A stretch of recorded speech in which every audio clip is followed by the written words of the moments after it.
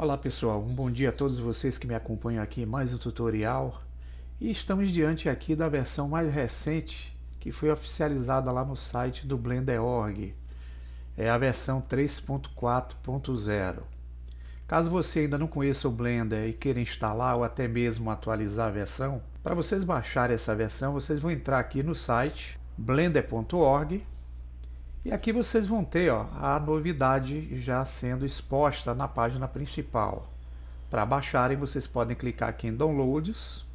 Ele já vai trazer aqui a versão baseada no sistema que vocês estão usando. Como eu estou usando o Windows, ele vai trazer um arquivo aqui de instalação para o Windows. Mas caso eu não queira instalar ele, apenas usá-lo em modo portável, que é o modo que me permite eu baixar, extrair para uma pasta e executar sem precisar instalar, eu clico nessa setinha aqui de baixo e aqui vocês vão ver que eu tenho como baixar o arquivo compactado, onde eu posso executá-lo sem instalar, tá pessoal?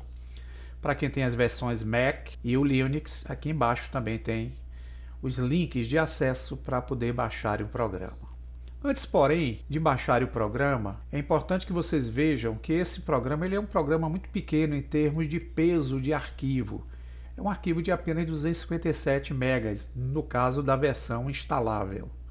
Na versão portável, como vocês podem ver, ele é um arquivo de 303 megas. Mas para poder instalar, é necessário que vocês entendam se o seu equipamento contém requisitos que são necessários para rodar essas versões atuais. Para vocês verem isso, basta vocês clicarem aqui em cima na opção Requirements.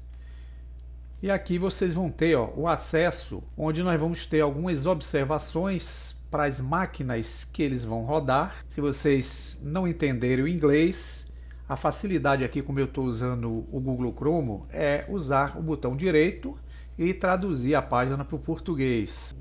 Se vocês observarem, essa versão atual do Blender vai rodar nessas versões aqui do Windows, de 8.1 para versões superiores. O Windows 7 ele não vai rodar adequadamente, ou talvez nem rode, tá pessoal? A mesma coisa com o Mac, vocês só vão conseguir rodar a partir da versão 10.13, e o Linux não tem uma observação em relação à versão. Agora, para ver o requerimento mínimo que vocês precisam ter do seu equipamento, é importante que vocês desçam mais um pouco e vejam aqui os requisitos de hardware. Vocês vão ver que uma CPU tem que ter 64 bits no sistema, com suporte SSE2, tá pessoal? Tem que ter no mínimo 8 GB de RAM, tem que ter como exibir pelo menos o Full HD, que é aquela resolução de 1920 por 1080, e tem que ter uma placa gráfica que tenha livre a memória de vídeo de 2 GB de RAM, caso contrário vocês não vão rodar legal. A OpenGL tem que ser uma OpenGL superior a 4.3, caso contrário vocês vão ter problema aí para rodar direito o Blender, tá? E tem que ser um computador com menos de 10 anos, que vai conseguir rodar atendendo esses requisitos que estão aqui de cima, tá pessoal? Agora aqui embaixo vocês vão ter algumas opções em relação a adaptadores gráficos. É bom que você saiba qual é o seu adaptador gráfico e se ele se enquadra nessas condições que estão expostas aqui. Cada caso vai ser um caso para NVIDIA, AMD, Intel, macOS, tá? Aqui tem algumas versões prévias.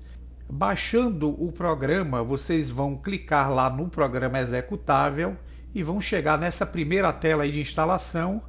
Vão dando Next até ser concluído a instalação, como vocês podem ver, e aqui vocês vão ter acesso já à tela principal, que é a tela de bem-vindo ou o splash screen do próprio Blender. Vejam que a versão aqui traz uma imagem ilustrativa que representa a versão, cada versão tem uma imagem.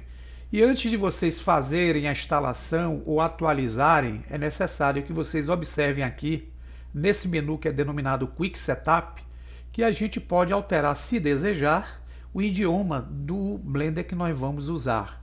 Eu geralmente deixo em inglês, porque como os tutoriais são de caráter universal para vários países, é importante que eu deixe em inglês pela facilidade aí da língua, tá? Mas se vocês quiserem o idioma de vocês no português, basta vocês clicarem aqui nessa aba e vocês vão ver que existe o português BR, que é o Brazilian Portuguese.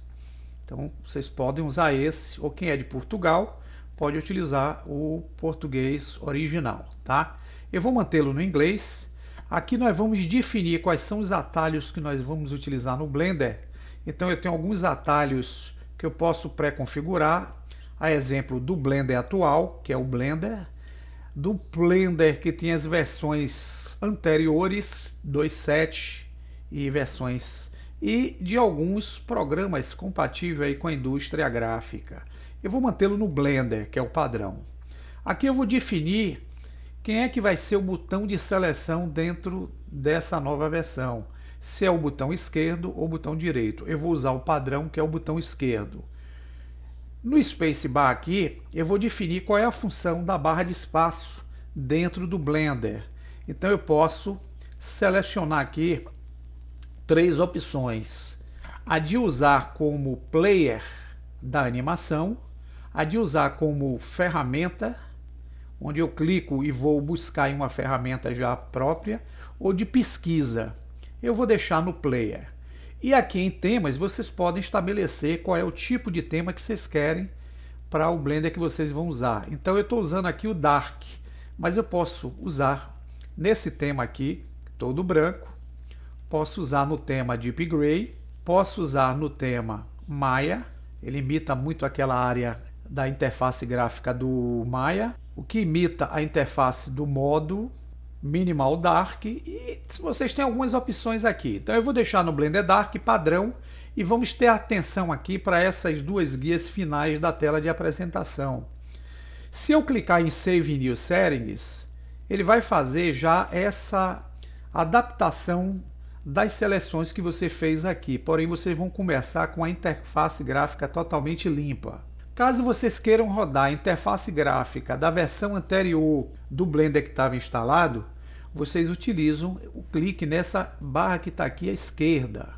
Eu venho aqui, clico em Load e observem que ele já traz para mim aqui já a interface que eu tinha configurado na versão 3.3. Se eu clicar aqui na barra IN, ele vai trazer também todos os modificadores que eu usava na versão anterior também. Eu estarei em breve falando alguma coisa sobre as novidades em relação a essa versão. Não adianta ficar expondo aqui o que ela pode trazer sem explicar a vocês os fundamentos principais sobre essa versão atual. Um bom uso dessa versão e até um próximo vídeo.